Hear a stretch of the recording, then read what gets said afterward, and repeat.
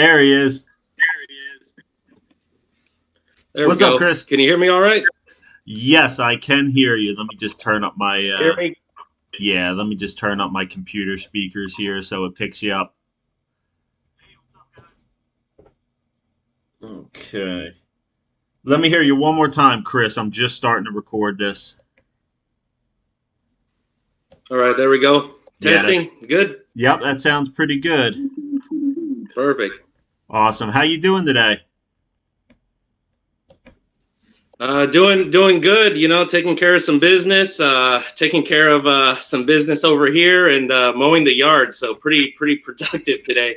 Yeah, I had to do some food shopping today after the holiday. The house was looking pretty barren. We got all kinds of stuff for the holiday, but then it was like, all right, we need to go get some real food. And with work, things are always so busy. I don't have a chance to get away for 3 4 hours, but it's good to work from home for sure.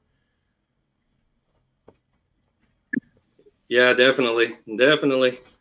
Well, we're definitely excited to have you in the room. I'm going to give it a couple minutes just for some people to trickle in, and we could get started at about 7:05 if that's cool with you. That works. Awesome. So you're a doctor, right? That is correct. Out of Texas Tech. Out of Texas Tech, Red Raiders. Oh yeah, Red Raiders all the way. Nice. You still involved with the college a lot? To some extent, mainly giving them more money. You go to school and you go to a professional program. They Yeah. take a bunch of money from you, and then What keep they wanting start more? asking. You take off, and they're like, "Hey, come back here. Let's have some more money." But I was Yeah. I was part of a few different fraternities and different groups in there, and helped do some of the interviewing and things like that. So I give back when I can. That's good. Yeah, probably every time they need a new hall built or something like that, they're reaching out to all the alumni or new new football gear. Exactly. They got those jerseys don't change every year on their own. Right. Well, Patrick Mahomes went there, didn't he? He did. They've got him. Zach Thomas is a big Yeah. one. Wes Welker. And I'm not sure Amendola. I think Amendola went too, possibly. Danny Amendola. Yeah. Yeah, I'm sure they're hitting Patrick Mahomes up now that he's making that crazy stupid money now. They're probably hitting him up every time they need something. Definitely. They're gonna. I'm sure that they're gonna want to build a new stadium and put a little something about him in there. Yeah, I'm sure of it. Oh, we've got a good turnout showing up here so far. Good. Yeah, we got at least 15 people. How often have you been doing AMAs in your room? We've had one. We've had one so far. Granted, the room has only been around maybe 3 weeks Yeah, it's tops. pretty new. Uh, yeah, it's pretty new.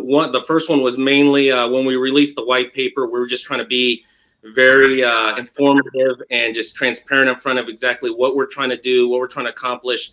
Uh, and so we did that, and we haven't had a second one yet, but I'm sure a second one will be coming up soon.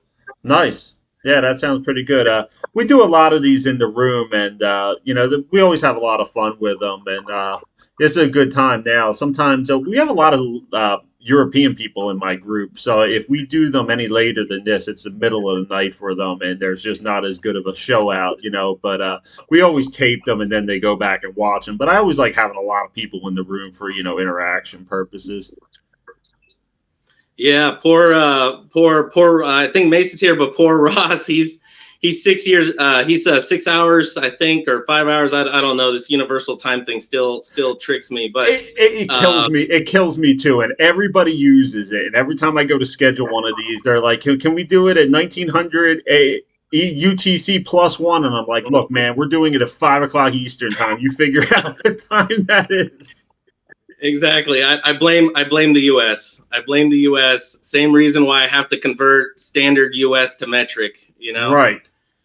Yeah, that's crazy. But yeah, I go through that too. All right. Well, we got like 17 people in here, so we got a pretty good start with it. So I wanted to start off by just asking you, how did you get involved with crypto? Well, at first, with Bitcoin starting to gain popularity, things like that, I got a little involved with that. Picked it up when it was early. Try to do a little trading with it. Wasn't so great, but my background before that was stock trading and investing, doing Yep. things, different things, even getting into option trading and stuff. So it kind of was a natural flow over into Bitcoin and some of those things. But as the DeFi started to grow and expand, and I started seeing some of these projects and how they were run, how different things were going, some of the utility, it naturally sparked the entrepreneur in me Mm-hmm. to start thinking about some of these areas that of issues that we're having in tokenomics and just maybe in crypto in general, and ways that I could impact those. Yeah, you remember those old days with just dealing with Bitcoin, where you would send money from Bitcoin from one wallet to another. It would take like 45 minutes to get there, and you think you lost your money, and then it would just show up, and you'd be having a nervous wreck until it did. Exactly. Every time you send it, you're sitting there. You're like, man, it should be there by now. It should be there by now. And yeah, Yeah. it nerve wracking. And then finally it hits you like, oh, okay.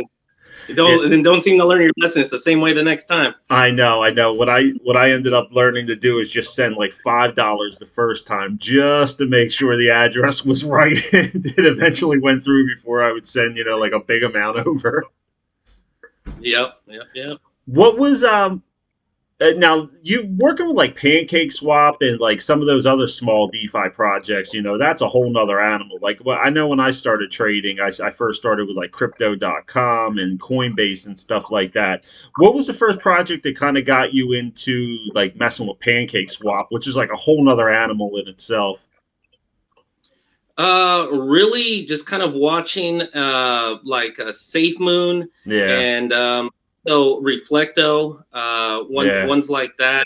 I think a lot of people who have seen me around that kind of see that's where I first kind of landed on the map in publicly in the arena was with Reflecto. Yeah, I got into Reflecto pretty early and it just kind of did nothing for a while. And I kind of got frustrated with it, which is, one of the big issues with reflection tokens. You have that big buzz around it. Everybody loves those high, reward percentages. You have a big launch, everybody gets on board, and then all of a sudden, the volume starts to kind of fizzle out on it. What are some things you're doing with Vault that'll kind of, be a little bit different to, kind of combat that problem? Yeah, well, we're doing a lot of things different. First of all, exactly what you're saying is one of those things. Everybody loves a tokenomics token the Mm, first week, yeah. and sometimes it's just the first 2 days. Everybody's winning, shaking hands, high fiving. But then after that, the team really has to grind. The team has to grind and start trying to come out with those utilities. And everybody just sits and waits, and they watch their investments go. A lot of times like it goes down, and you sit there and you hold and you eat the dip, and we've all seen the same charts where people make memes and charts saying, this is where we're at, this is where we're at. Yeah. So but there's a couple different things that I wanted to do when we started Vault. One, I've been owning businesses since I was 13, and I don't believe in starting something, having a brand, having a product, having any sort of business that isn't functional or And doing ready to something on go day one. day one. Yeah, you're right. I believe on I mean, for one, I don't believe in people investing in something that's like that in general first, and that could just be the Wall Street background in me, but that's tough for me to grasp. So I see things in terms of value, and you've got to bring value. So day one, we intend to bring value. So that's one thing is we have a couple of utilities right off the muzzle, and first we're going to have that DApp that's functional. We need people to be able to see their rewards, be able to interact. We want to have the website a private and public side to it. Public that's going to be something where people can get information. It's going to be a good information source about us and what we're doing, but also a private side that you have to hook with your wallet to and pretty much show that you hold some of the coin to get Right. in there. And going to be some special things going on that side for our holders that they have privileges and benefits to. So that's one thing that we're doing. The other thing, the big one in the room, is going to be the sell list Yeah, contract. I love It's that. going to be I absolutely love that. Yeah, because and that's a problem with reflection tokens. Everybody likes getting those rewards, but then you get a whole day's worth of momentum going on the charts after a drop, and then next thing you know, it has to sell off. In order to pay out the BUSD rewards, and it just kills all momentum that you got throughout the day, and it's I don't like that. I don't like that with every project has that. So yours is really the first one that I've seen that doesn't have that. So I guess you built that custom into your contract and put a lot of work into that, right?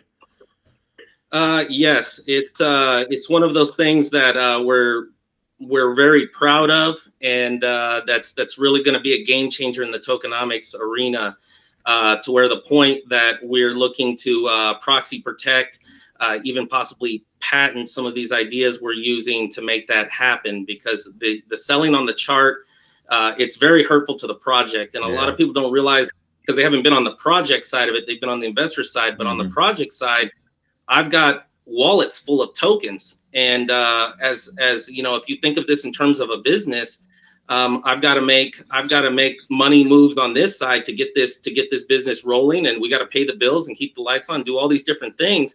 But I have to sell the tokens every time I do that, and so it's a little painful. I mean, the main one people know is the rewards, and that's painful as well too, to build up all the momentum over the day, and Hmm. everybody's grind and grow the chart and keep it green, and then you have something like all of a sudden you have that sell happen, and then you have that FUD and the fear start to show up, and people start selling, and Yep. it's a very negative impact. You're right. You're right because not everybody knows that red candle is the contract selling off the tokens.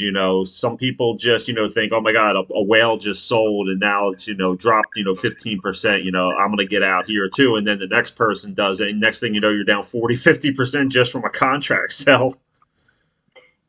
Exactly, and that's what we're hoping to combat, is that whole issue right there. But that new form, that next generation of contract, is going to lend itself to a whole new way that everything's done. We're not just talking how the contract and rewards interact, but this is going to be cause ripple effects through how the crypto is going to be done. So there's a lot of this is the future. Yeah, I definitely think it is going to be the future, but you're not going to have an open source code, right? You guys are going to protect your contract to where somebody can't just copy this with like a duplicate project and use the same thing, right? Exactly. It won't be duplicatable. That's not to say that we're not already considering the possibility of having licensing or different sorts of agreements in Now place. that's a great idea. Now that's a great idea, licensing that. Exactly. And I mean, we are in business. I've got a business mind. Partnerships are very important. And so we're definitely not looking to just keep this technology and never let it see the light of day. But there are certain things that will have to be done, licensing, different things like that, where that can be available. Of course, that's past where we are right now today. Right. But that's going to be the direction that it's heading. So let me ask you, what was the point? Like, what was that aha moment where you said, you know what, I'm going to start this project, and we're going to get a team together and we're going to get this going. Like, what events led to you like really pulling the trigger and starting Vault? Yeah, I've had the opportunity to meet a lot of good guys. Yeah. Mason and Ross are great, and our mod team, those vault guards, they are top notch. And I'm grateful every day to have them on the team, because in the end, nobody has to join arms with you and decide to work with you together. So, but seeing some of these projects, I started to see that some of them are just run very unprofessionally, for one. Yeah. Other ones don't have a possibility. Some of them don't have the business acumen to handle that. I mean, I've seen some people that are just brilliant in the development ideas, but when you have to translate that into running this and managing more than just what you're developing, there's a lot of factors. There's really running one of these projects is a multidisciplinary venture, and not everybody is sharp on all sides like that. And so I was very fortunate that we just reached a point where I was pretty much had great ideas, fed up with some of these projects, seeing the angles they were going, and just had the right people around me to tap them on the shoulder and invite them. Yeah, I understand, more than, you might talk to a lot of other people, between now and launch, to do interviews for you, but with you. But I understand what you mean more than anything. I actually have a project that I'm a part of, the team that we have launching at the end of the month. And yeah, just so much stuff comes up that you have to delegate, different ways. And it's just so important to have a team that's, well rounded, that, can handle, different aspects of it. Because, it's more than a one person job. It really is. There's so, and I never really understood that as much until I became, part of a team launching a token, how much really truly goes into that.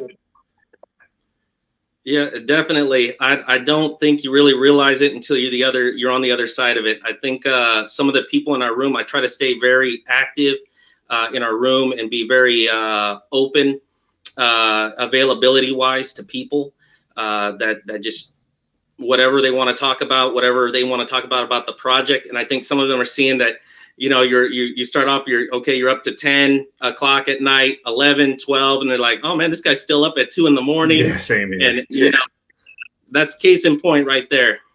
Yeah. You know, Security seems to be, one of the big, issues in the BSC space right now.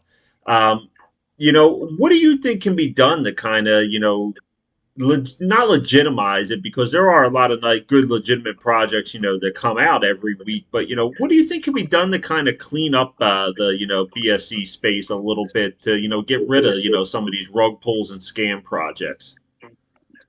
Well, I think even people that are doxxed in KYC, you're seeing that even happen still. It's tough to not do business face to face Yeah, in general. And even here in the United States, our government wants to try to control everything they possibly can.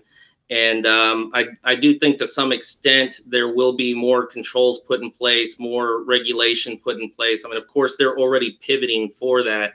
And as that happens, though, that's a two-edged sword. On one hand, I know we don't want any governments involved in what we're doing, and that's completely understandable. I'm for that too. But on the flip side too, you see that although that will cause more security, um, that type of security is what's needed for the big whales, the real guys with big money on Wall yeah. Street, to deem the crypto space to be a great investment spot for portfolios. Yeah. See, the real problem is though with government getting involved, 99.9% of them only know crypto is, Bitcoin or Ethereum, possibly. They have no clue about, DeFi, and they may be able to do things with centralized exchanges, like tax them and all, but I just don't see how they can really do any type of regulation with DeFi. I just think it's a tough ask, for something that, they don't understand. Yeah, and that's very true too. I mean, they may not be able to police or add much to the DeFi area, but us as investors and being in this space, we need to raise the standard Agreed. ourselves. You need to, as an investor, say that this is the level of transparency. This is the par that what I'm seeing, but that's not good enough for me. And you need to demand that from the projects because in the end, they are handling your investment, and they do need to manage it right, and they do need to succeed with it and execute their plans. So, Do you think that responsibility lies with the launch pads that launch these projects to, do a better job vetting them, to, make sure what they're, putting out into the world is, like a legitimate project, at least as best as well, possible?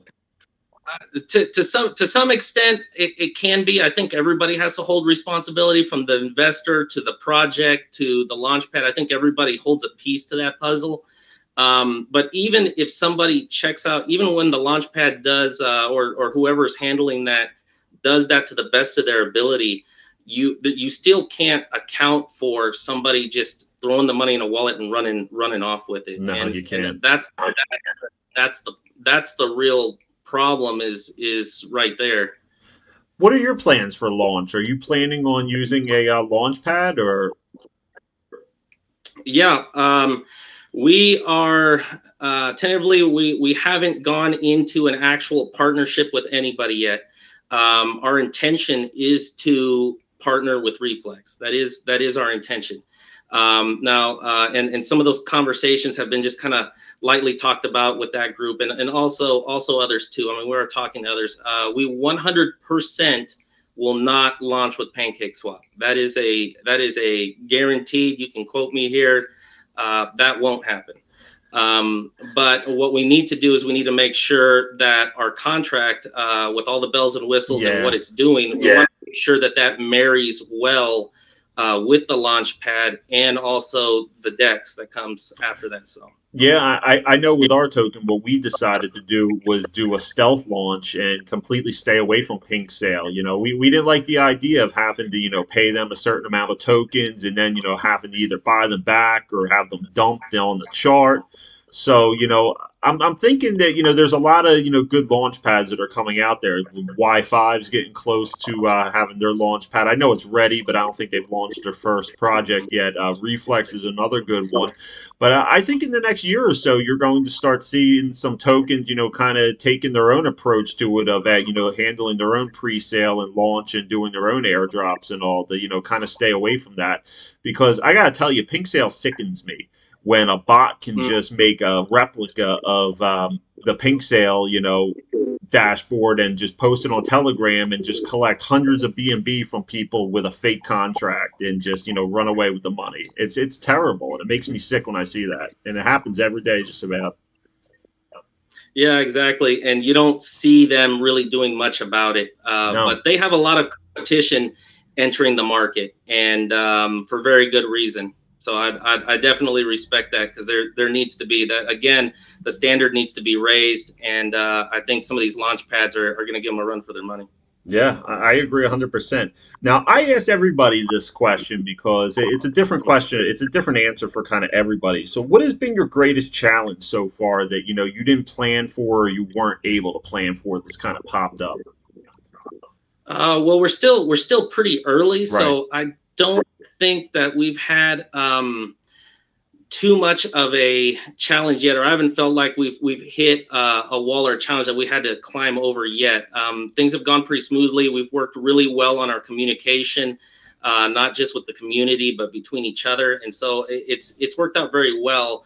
I think the biggest challenge that we've had so far is just starting to, as right now we're at the point where we're starting to make ourselves known. Yeah. And and the great thing is that we've had a great foundation of community members, and they've started to make us known. It's one of we're starting to become one of those people that are being whispered about around right now. So, but we don't want it to be whispers. We want it to be, everybody yelling and screaming, "Hey, come over here, take a look at this." So that right there is a challenge that we're starting to address and work through right now.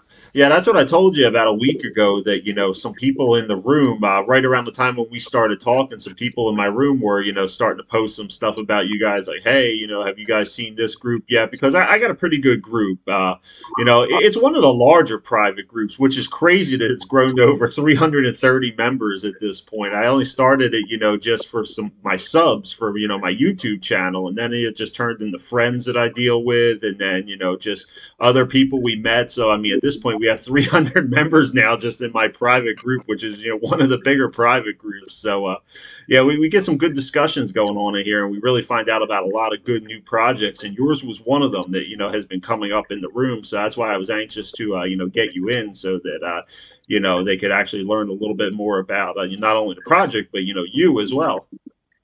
Yeah, for sure, for sure. Well, I appreciate that. It's humbling to see that when you put some when you're starting to put some work in and put things together to see that people start to recognize some of the value you're trying to put out. So we're always very appreciative of that. Yeah, and I don't know if you know much about my backstory, but I call myself an accidental YouTuber, and right when I first started investing in Y5, I made what I like to do is whenever I invest in a project, I like, watching some videos on it, just kind of finding out, some perspectives, outside of my own. And there really wasn't many videos on it. So, just for shits and giggles, I said, you know what? I'm going to make a video. I've never made a video in my life. This was back in January.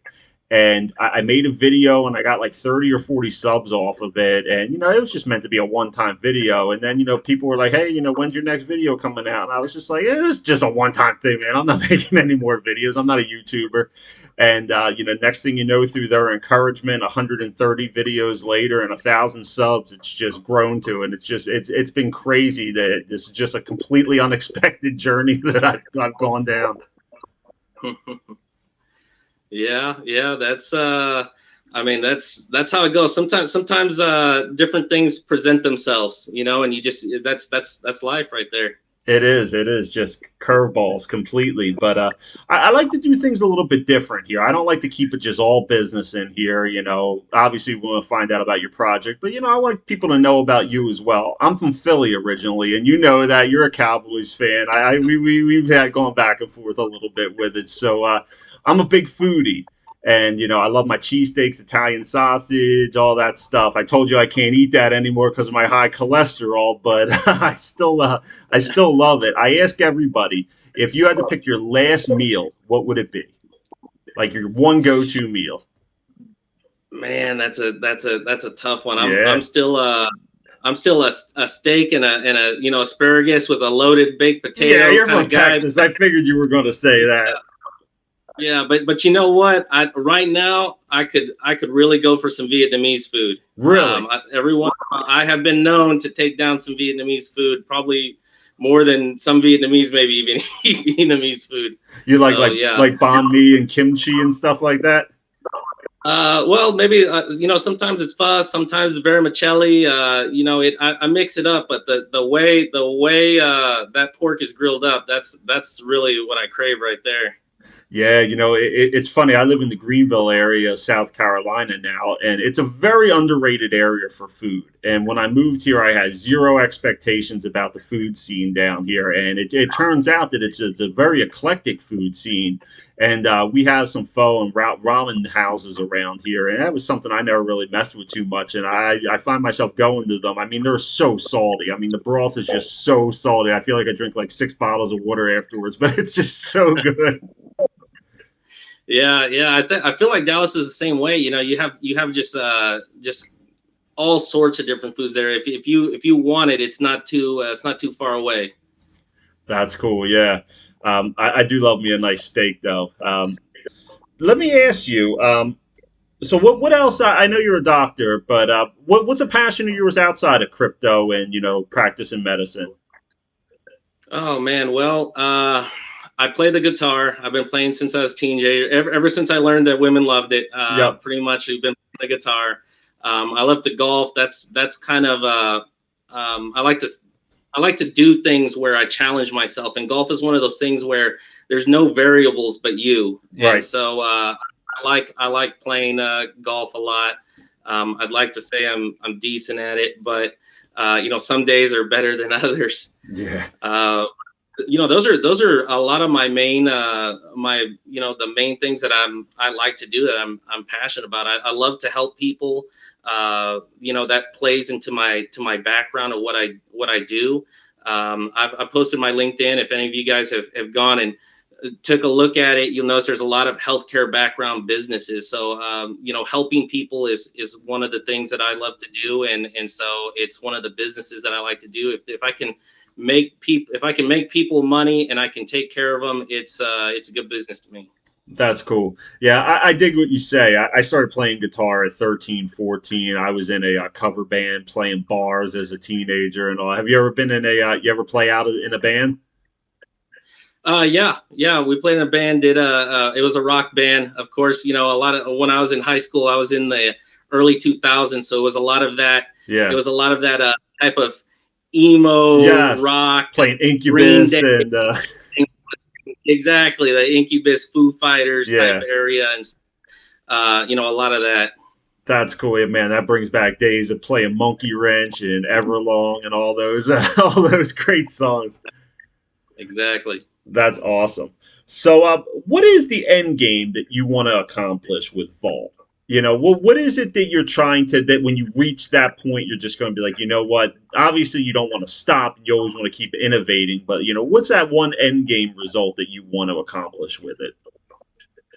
I think when everybody's millionaires, I think that's pretty much that's pretty much that's pretty much the point. But there's always going to be innovation, and some of these innovations we have are secret utilities. So I I don't saw want to those. be I a saw I saw that on the white paper, the secret utilities. It got me wondering what they were as well. exactly, and I don't want to be a dead giveaway in the direction, from point A to point B, because you'll know to some extent kind of what direction that's going. But I saw a problem. We want to fix it. We're going to be able to, and going forward, we're going to want to see tokenomics in general uh, fix that problem, because like I said, as there becomes more comfort in our area, I personally feel tokenomics is going to play a major role of passive income for people, maybe even play a part in portfolios of people retiring and gaining some passive income. And so us as a community of these different tokenomics projects, we need to be ready for that. We need to be in the best position to handle that, and we need to be high caliber for it, because these guys handling multi-millions of dollars on Wall Street are not going to do business with people that are not professional in this area. So, Seems like the direction you're kind of going would maybe lend yourself to having your own tokenomics exchange. I don't. I probably can't say anything yet on that, but that's exciting. Now, yeah, I know Y5 has one that they're coming out with. They launched their initial version of it, but it's still pretty early on with that. But yeah, they definitely it's definitely a need. It's definitely a big need, and it'll definitely help bring in some of the real big investors from Wall Street, like what you said. for sure, for sure. Awesome. Now I'll give you a few minutes to talk about it. I've kind of grilled you with some questions here. I know you probably have some things that you want to say to your community and to some new people from my community that may not be familiar with you. So I'll give you a few minutes to kind of just explain the project to some people, and then we can open it up for some questions if that's cool for you. Yeah, that's absolutely fine. Awesome. Yeah, yeah. I mean, I guess just to briefly speak for a few moments. We're a tokenomics coin. Where our project is to pretty much fix the sell issue. So we have a sellless contract, which is going to be a big deal. It's going to bleed into pretty much every other facet of tokenomics. So we're very excited about that. But also at the same time, as far as our project goes, you're going to notice that it may be 7% rewards. And compared to some of the other ones you're seeing out there, 10, 12, 15, that may seem not a ton. But when you take a look at the full white paper and you take it in and you analyze it, you're going to see that this project is trying to give every incentive to hold, essentially. So you're going to see that we have the unlock the vault, which will increase that another 5%. That those are going to be little events we're going to have at certain times to shower our holders with those rewards that are built up in that wallet. We also are going to have a strategic buyback and burn. There's no reason to burn tokens just randomly with that buyback and burn. That it's going to help offset some sells as well too. And of course, those burn parties that we have with those tokens will happen at the unlock the vault events. You'll notice 260 days out from launch that we're having 100 trillion Yeah. token airdrop, which is a big deal as well too, because again, it's that diamond hands heist. The whole point of it is we want to reward our holders. We want people to hold, we want people to see the value, and to see us through. Because by the time you get to that point, you're going to see some direction of where we're going, and you're going to want to hold. So I guess that's what I want to finish by saying is that you're going to want to hold. Believe me, you will kick yourself if you don't. Yeah, I got to tell you, I do like the idea of that airdrop that you're doing. That's really cool. And just I told you this in private that I think what you do with that little certificate that you give out to pre-sale people and all, I think that's really a nice, classy, professional touch that I've never seen that with a project before. It kind of reminds me of the old days where they give you like a stock certificate, when you would purchase a stock. I think that was a pretty cool, classy idea. Whose idea was that? That ended up being mine, and that's because the pre-sale is going to be vested to some extent, Right. and I know for me, day one, if I don't get all my tokens, you have this little bit of anxiety, like, oh, did they forget? Is it Right. actually there? Is it not? I mean, did something go wrong?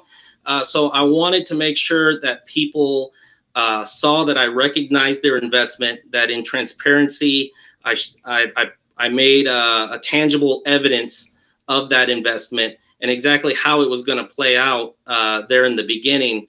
That way, everybody knows exactly what they're getting, what they bought for their money, and they can look at that as the airdrops start to happen and the vesting starts to unfold. Yeah, I like that you actually vest your tokens in the way that you do, so that as soon as there's that initial pump at launch, everybody's not dumping and just having a bad impact on the chart. I like that you're kind of handling it that way. Exactly, and again, it's to help people have an incentive to hold. We didn't want to have people dump all their bags right up front, especially with the buyback and burn and different things that we have in place. We wanted to have launch go smooth and in the positive direction. And you guys are pretty serious with it. Obviously, you vested your team token for 2 years, right? Exactly. So that's really good. Well, we covered a ton of information here, but I'm sure some people have some questions. We see, it looks like we have about 27 people in right now. Um, hey guys, we're gonna open it up to some questions with Chris. You should be able to just unmute yourself. You don't have to raise your hand or anything. So now's your chance to ask some questions. So whoever wants to get it started, just unmute.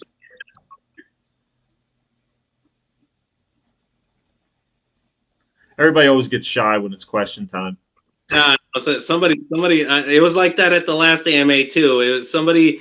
Somebody has to be the one to start asking the questions. We had a lot from I think Steven had a lot. So, but it's okay. Somebody's got to be the first one.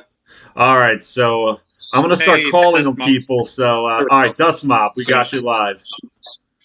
Thank you, thank you. Sorry, I don't have all the terminology from the white paper memorized.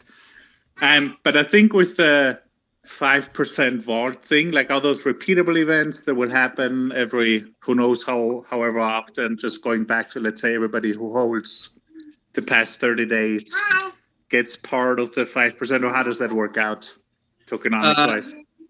Yeah. Thanks for that question. The unlock the vault is an ongoing thing. Pretty much what it is it's a wallet that tax enters the wallet. It sits there. Then at certain times we decide to unlock the vault, so to say, and we do a distribution. It won't empty the wallet all the way. That we're not doing something like that, but it will be in times of if you see market depression or something like that. So it's going to be rewards at a good time for people.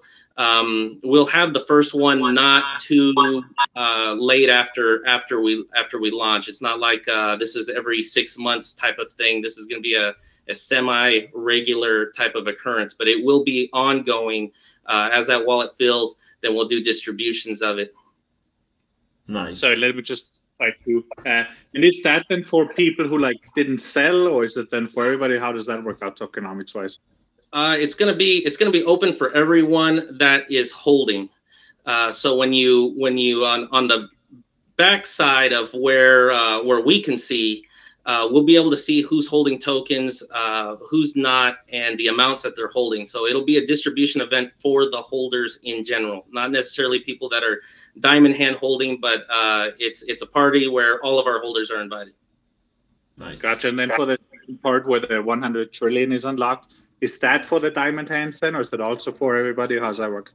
That one is going to be the Diamond Hands heist, and that is going to be for Perfect. our real Diamond Hand holders. And I hope everyone takes the opportunity to take advantage of that, because that is a big distribution. And if you don't hold 100% of your tokens, you will not be a part of that distribution. And so there's no reason to not take something that's free, that's going to be given to you, and especially if it's going to be worth a lot. And is that for only the people who like bought on launch day, or let's say, within the first 10 days or whatever? Like how's that look like? The way we're going to do it is that this is going to happen at 60 days, and we're going to take a snapshot of everyone from when we started this at the very beginning all the way up to 30 days past launch. And that's where it's all of those people are going to be the ones that are going to be under consideration for holding. So if you show up 3 days before we do the Diamond Hands, the heist, you won't be in position for that. But so it's going to be everybody who starts holding then, but it's going to be analyzed of who's the diamond holder all the way up to it. You're going to have to, it's not at 30 days. Okay, well, let's sell and I'm going to be a part of it. It's, you have to diamond hand hold all the way to it. Right, that makes sense. Perfect. But new people can join it. New folks up to 30 days beforehand for new people per se. Exactly. Gotcha. Perfect. Thank you so much.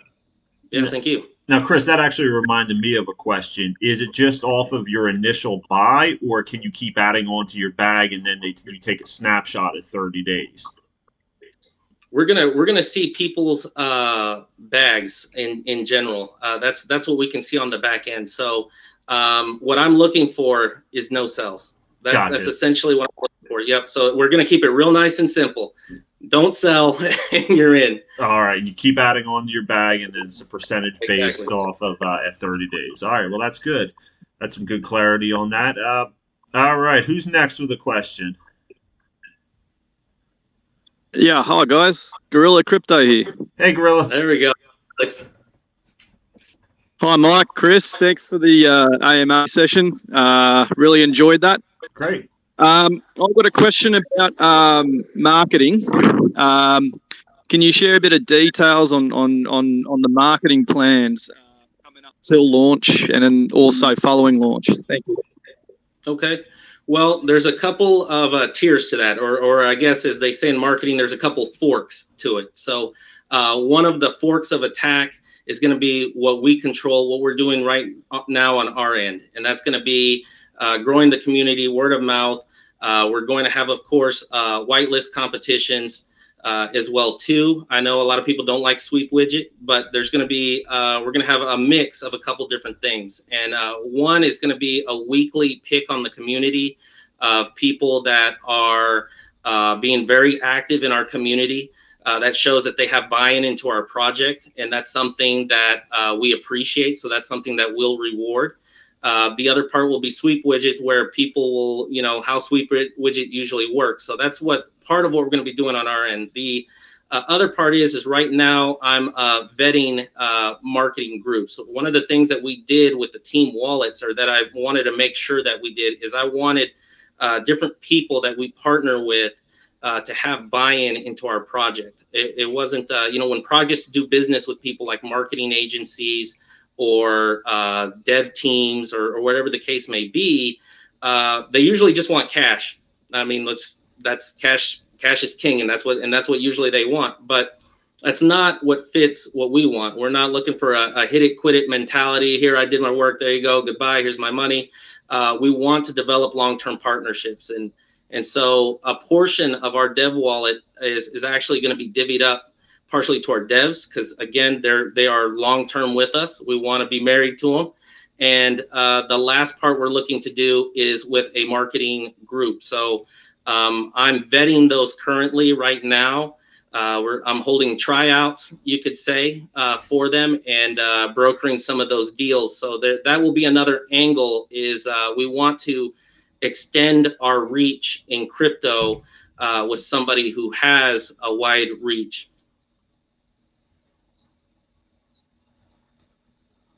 Fantastic. Thanks, guys. All right, thanks, Gorilla. All right, who's next? Who's got a question here for Chris?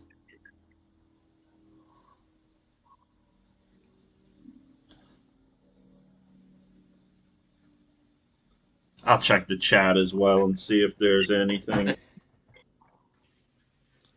I got a question. Yeah, Alex, go ahead. You're on. Hey, Chris, quick question. With the diamond heist, is there a minimum amount that you have to hold? Or you just, as you said, you're keeping it simple, just don't sell? Exactly. Just don't sell, because that's what I'm looking for on my end. I want to see people who are holding and they see value in the project. We're not looking to distribute to people who don't see value and who don't want to hold. I understand profit taking and all of those things, but there is something special for a group that holds on to this long term, and that's what we're trying to take care of with that. It doesn't matter how big the bag is. It doesn't matter if you're a trillions holder or a billions holder, or you even hold one token. If it's within those timeframes that we were talking about, you have the potential to be in. Just know that the distribution occurs. That distribution is going to be related to how much you hold. So it's going to be set up kind of like similar to like how the rewards are. Understood. Thank you. I like the way that you carry yourself and the rest of your team. I appreciate you. Thank you. Thanks, Alex. All right. Anybody else have any questions?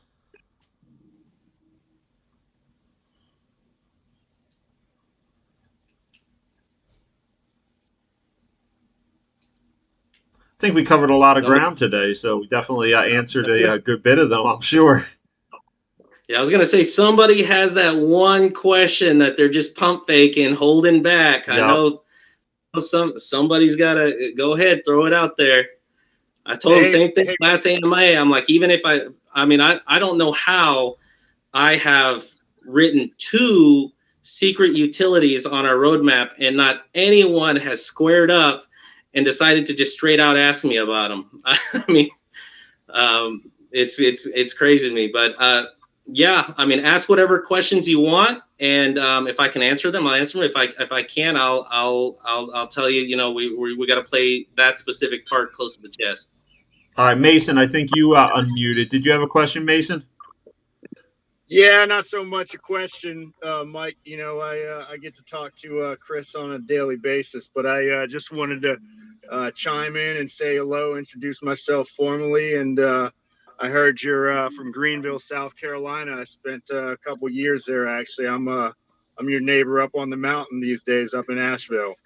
Oh, I was just in Asheville on Saturday, actually, downtown. It was one of my first times actually going up there, and it was awesome. I really liked it up there a lot. And, I didn't realize I liked hiking as much until I moved to this area because, Philly, it was city, and, I lived in Florida for 12 years, and it was just as flat as can be.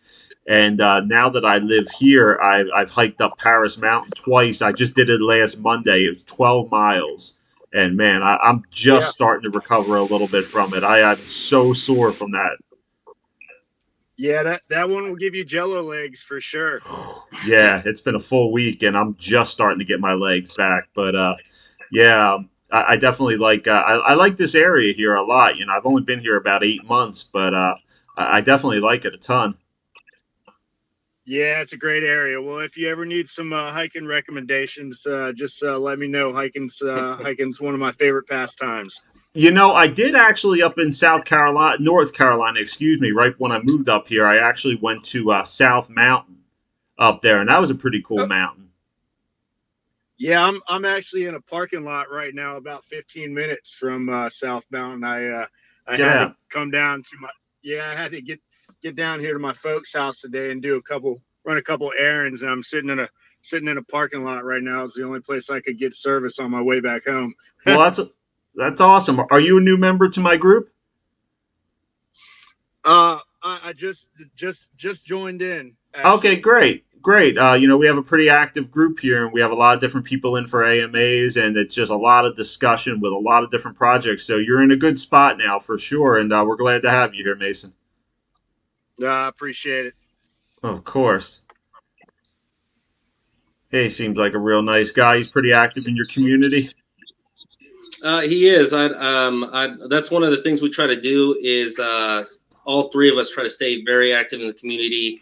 You'll see us all in there and kind of leading the way. That's one of the ways of leadership. You don't lead from the back, you lead from the front.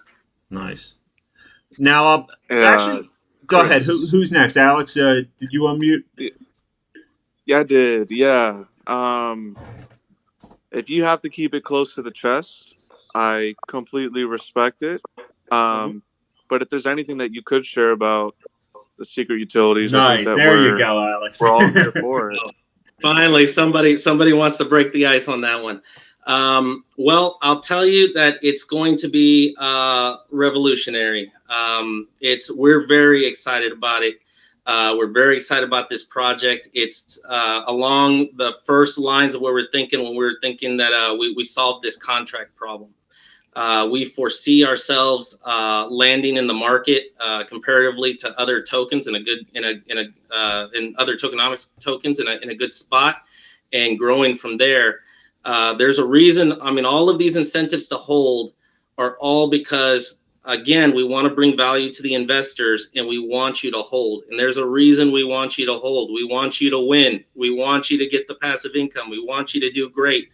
And so these secret utilities are going to get us there. I will tell you the one piece of advice, or not piece of advice, but the one thing that I will let you know right now that is a morsel. Besides that, it's revolutionary and that it's going to that there's not going to be one person that is not going to be amazed. Is that pretty much? Let's see. How can we put it here? That well, the roadmap. Those secret utilities and kind of the way the roadmap's laid out, you're going to see a little asterisk at the bottom, and that asterisk, says that the times and dates might be a little different. So just keep that in mind. I put that there for a reason. I appreciate that. I'm not gonna speak about anything that I'm involved in, but I think that's important to have asterisks. It manages people's expectations. Definitely. Yeah, you're right with that. Obviously, some people take the white paper as just by law, and this is a really fluid space where you got to keep changing and adapting as things happen. So definitely you want to keep flexible with things if possible. Oh yeah. Well, we're not when I was saying that was a positive thing. We weren't talking down the road. We were talking not getting put off. We were talking about coming forward. So All right. Okay. All right, guys. Anybody else have any questions?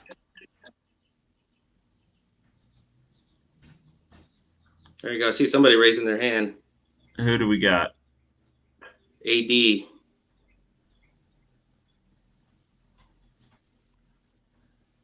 You can just unmute if you guys have a question. You don't have to raise your hand or anything.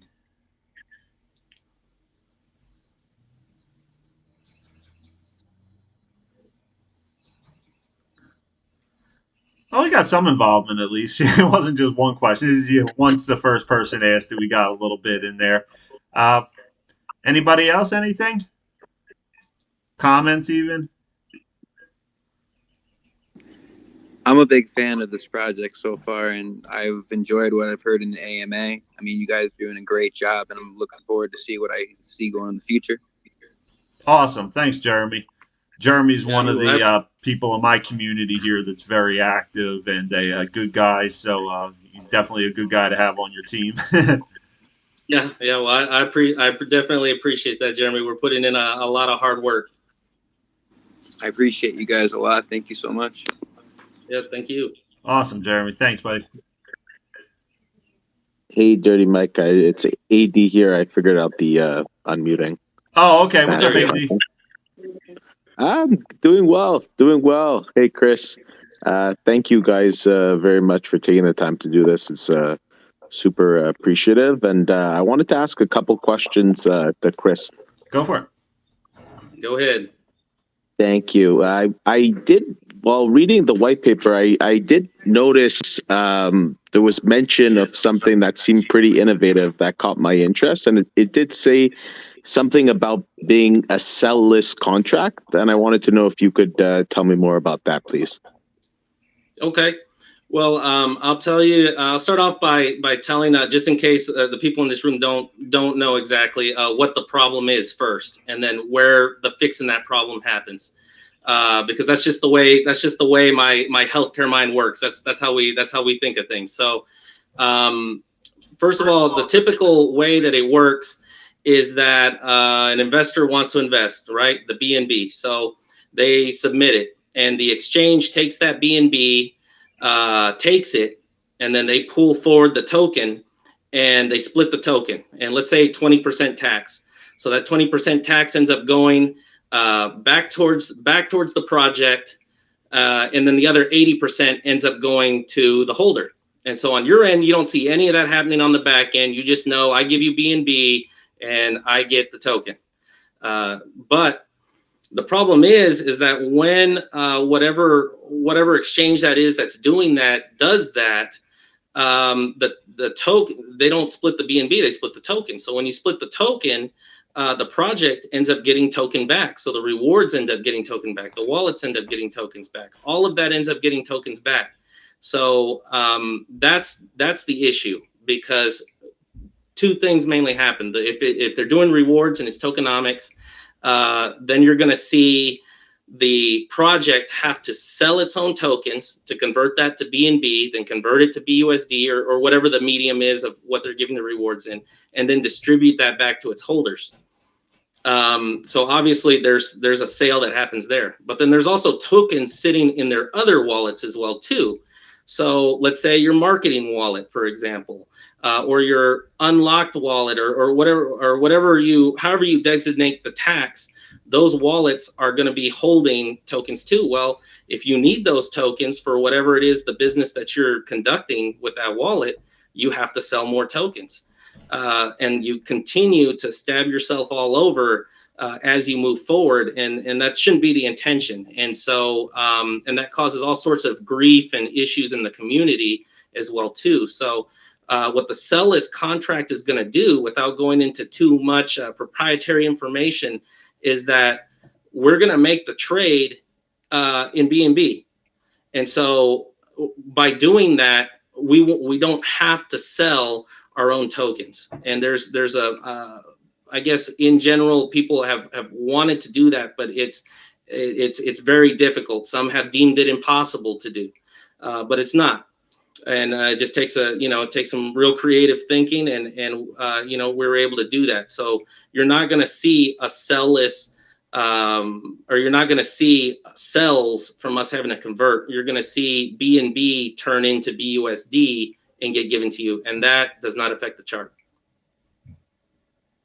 Yeah, thanks for explaining that, because that is, having seen quite a few projects, that is something that is super interesting for the space in terms of advancing it forward. And in itself, that type of technology could be something that's very desirable for projects that are launching on any launchpad. So, yeah, I'm really excited to see how it works and everything behind the scenes. Exactly. That's why we're so excited, and a lot of the savvy investors, especially in the tokenomics arena, see the value of that. Some of the guys leading the other projects see the value of that, and that it's a really big deal. And I just hope that we can work real hard and get that conveyed on a very easy to understand level to your passive investors, or your ones that are just getting in, your green, your guys that are still green.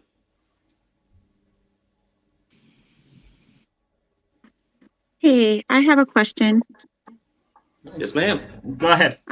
So first of all, thank you for doing this today. And this AMA, I'm really excited. I found you guys last night and you're so new. But with the Diamond Hands heist, are you guys going to like buy those from the tokens and then distribute them to the members? Like, how is that going to work exactly? I was looking at the tokenomics and I was trying to figure out how that's going to work. Yeah, that's a good question. Where are those tokens coming from? If you look at that top chart, on the white paper on that page. That top chart is going to show how the tokens. There's 1 quadrillion tokens that are going to be created, and that chart is going to show how those are going to be divvied up. And you're going to see 10% of those tokens are going to be set aside. So those tokens are not bought or sold. They're already going to be sitting there. Okay, and are they just what are they going to be used for? Basically, are you the Diamond Heist tokens? Are they going to be distributed out? Are they going to be making BUSD to distribute to holders? Like, I get your question. They're going to be sitting there, and I don't believe they're going to be exempt from rewards as well. Which I have, that's not a problem. I don't think we've really discussed too much what we'll do with that part. But it's and also there's also been some discussion whether it's going to be taxed or not taxed. I know me, Mason, and Ross have gone round and round, kind of thinking through that, how we're going to initiate that. Because that Diamond Hands heist is going to be a one-time event. It's not an ongoing kind of event, and those tokens are just going to be distributed. So it will clear the wallet. Okay, that makes more sense to me. I don't know why I missed that. Okay. Thank you. All right. All right, we got some great questions so far today, and I just wanted to thank all you new members for coming into the AMA and joining the room. I see a lot of new faces here, and I've enjoyed hearing you guys talk and ask some great questions, and I really love to have you guys hang around, and we got a lot of good things that go on in this room here, and I think you guys would all enjoy it. So again, thank you guys for joining and spending this time out of your day with us. Before we wrap it up, we're right about at an hour. Does anybody else have any more questions? Yeah. Do you get any airdrop after buying the tokens? Like, you get airdrop directly to the wallet after buying the tokens? What was that? I couldn't hear you too well. Yeah, I missed that. Yeah, I said, do you get the airdrop directly to the wallet after buying the tokens? Are we going to have the? I guess are you asking? Are we going to have the? Are all the tokens going to be in the wallet like when we launch? Oh, you're breaking up a little bit. Send the airdrop. Airdrop. Are you going to airdrop the tokens, or will it go through a launch pad? I think he had said earlier they were going to go through a launch pad, but we'll let Chris speak on that. Yeah.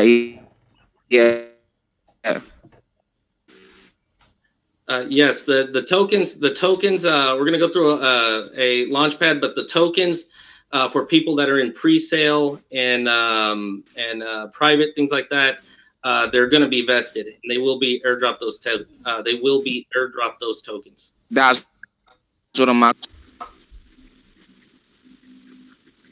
Yes, sir. Okay, thank you for the answer. All right, thanks, Samson. Yeah, great response, you guys. A lot of questions coming in. It's great dialogue we're having here. It's awesome. Thank you guys for putting in a lot of effort with this. Anybody else? Any new people just came in? Any questions? I'm actually taping this, so I will send you a copy of this over, Chris. I'm going to post it in my room for anybody who missed it and pin it. And I'll also send it over to you for your group for anybody who missed it and wants to check it out. Excellent. Appreciate that. Yeah, of course. I guess I could ask a question. I've been quietly lurking in the background. What's up, Jacob? Chris, first of all, thank you for everything you do. It's always a pleasure seeing you and the other guys in the chat and interacting with the community.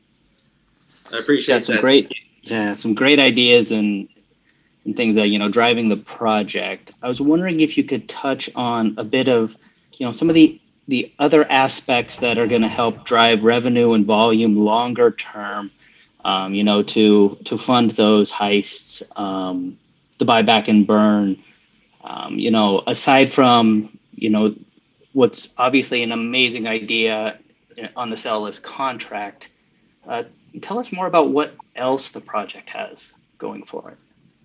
That's a very good question. The smart investors always ask that question because when we launch and that hype dies down, you can't just solely hope that you're just going to produce some volume and we're just going to keep winning with rewards just like that. So a good answer to that is what the utilities are, what we're going to have in place to produce revenue, and what are we going to do with that revenue? What's going to happen? How does that help me as an investor with the revenue? So there's a couple different points to that. First, obviously, secret utility. There's going to be revenue that's definitely going to come from that. As you probably looked through our white paper and you saw some of the different utilities in the roadmap, and just speaking briefly about them, we're developing a platform.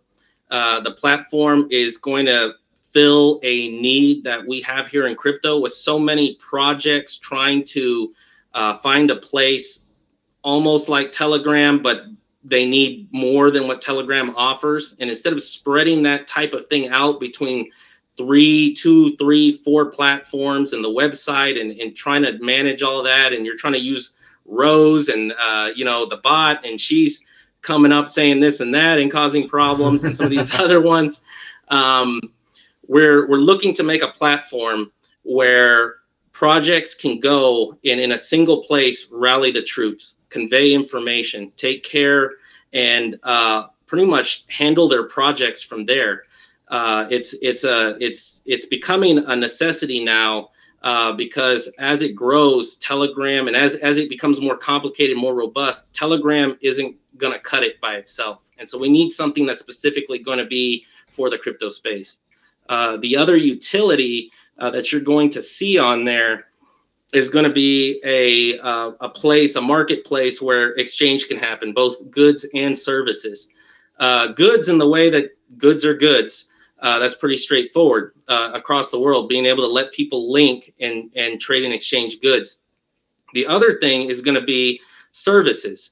And, you see quite a few projects, and you see, some need devs, some need marketing, some are looking for each other, looking for mods, not just in the crypto space services, but services everywhere. But what we were thinking at first was services in the way that so that people can connect and find each other, especially for projects, because that was a problem at first. But there's going to be more services, and of course, there's going to be an adult section in there. I've had some people DM me about that, about exactly what does that all entail. It's similar to like an OnlyFans, you could say. I mean, essentially what we're trying to do is services that does fall under the realm of services. Of course, we're looking to protect that. Obviously, there's different considerations and concerns when it comes to putting that portion on a platform. We're very much aware of that, and we're going to make sure that we handle everything that needs to be handled when it comes to that. So those are 2 utilities that can generate revenue. And then there's a third one that is a secret as well too. But what I can tell you about that is that it will generate quite a bit of revenue, and that I wouldn't be surprised if it ends up being how people pick their projects in the future. Nice. Brilliant answer. Thanks, Chris. Great. Thanks, Jacob. Yeah, and I was just asking, what would be the liquidity choice for the token? Mm-hmm. Yeah, we actually had that question come up in the last AMA, and after we actually had spoke about it and debated about that before, decided to go with BNB as the token versus a stable token, stable coin. And then it came up in the AMA, and we thought we'd revisit it. So after much debate all over again, we decided to stay with BNB, and the reason why, the problem in general with BNB versus stable token is, like we just saw just a couple of weeks ago, BNB drop what, $50 per BNB, and that can be painful. And so it's not impervious to large swings, and that can be troublesome for projects and things like that. And you see it drop, and you see the value of your token kind of get dragged down too with it. But in the end, our conclusion is that this space is only going to grow, and we think BNB is going to grow. And although there may be some birthing pains here and there, we believe that BNB can reach 1,000 and it can grow. And we don't want to exclude ourselves from being able to grow with that in an overall sense. Okay, that's a good idea. I think BNB is gonna grow. It's gonna grow too. But but do pre-sellers receive the high percentage of their token during the launch, like during the launching, the percentage of the token? Are you asking which percentage of the token at launch is going towards liquidity? Yeah. Okay, that's 15%. 15%. But is there any like maximum amount of buying the token? The maximum. On launch, the max you can buy. Yeah, on launch, the max we can buy on launch. Yeah, like an anti-whale purchase. That's something that we haven't put in place yet. We talked about it briefly. The issue with the anti-whale is purchasing a big purchase versus seeing purchases back to back, or the same thing with sells too, seeing sells back to back. Our discussions that we had over it, you really can't stop someone from selling if that's what their intention is, and you can't really stop someone from buying if that's what their intention is. I've seen people use multiple wallets. I've seen people just try to just buy back to back. So I don't think the anti-whale mechanisms really make too much of a difference, but that's a good question, and I'll take that back to the team, and we'll post that in our chat. Okay. I really applaud you, Mr. Chris, for your mentorship. Like you're doing good when it comes to token mix. You're the best. Like really, yeah. I've seen that. You got a good team management. I've grown together to have a good teamwork in order to move the community project higher. Yeah. You're so good. Thanks. I really appreciate your kind words. Thank you. Yeah. All right. I think at this point we're about an hour 15 minutes. We'll let you get going, Chris. This was a real good one. We got a lot of information out there, and got a lot of great questions. I mean, what great feedback and involvement with the community. It's definitely a testament to how good of a community and strong community already that you have. That they've asked such good questions and traveled over here to my group. So great job. Yeah, thank you. We call them the elite army for a reason. Nice. Well, all right, guys. Thank you so much for joining us here with this AMA with Chris and Vault Finance, and we'll definitely do this again.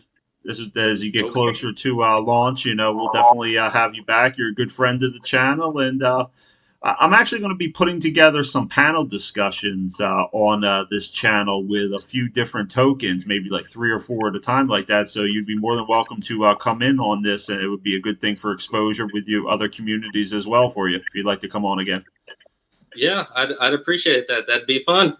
Awesome. Sounds great.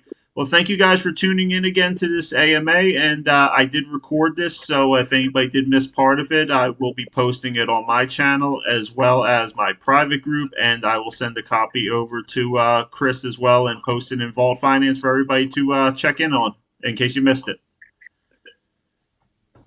Awesome, guys. Have a great night. And Chris, thanks again for joining me. It was a lot of fun, and you did a great job and answered every question. You didn't shy away from anything, and thanks a lot. I really appreciate you coming on, buddy.